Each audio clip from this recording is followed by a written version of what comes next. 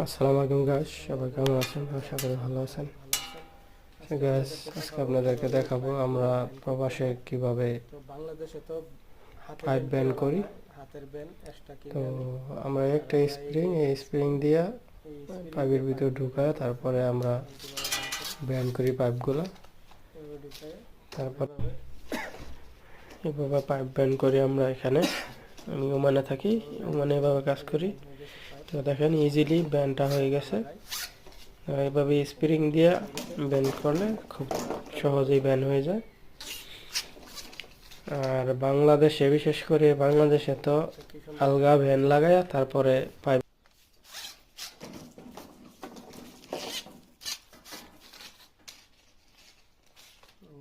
সুন্দর ব্যান্ড হয়ে গেছে। অনেক সুন্দর ব্যান্ড হয়।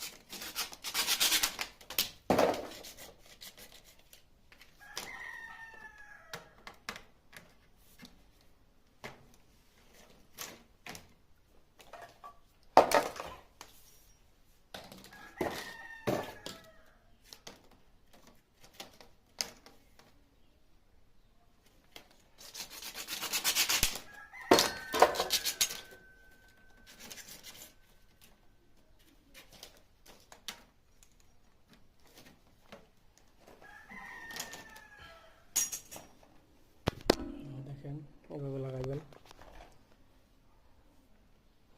এই যে ভ্যানগুলো এরকম থাকবে, ভ্যানগুলো ঠিক আছে। একটা ব্যানার বক্স, ডিবি বক্স।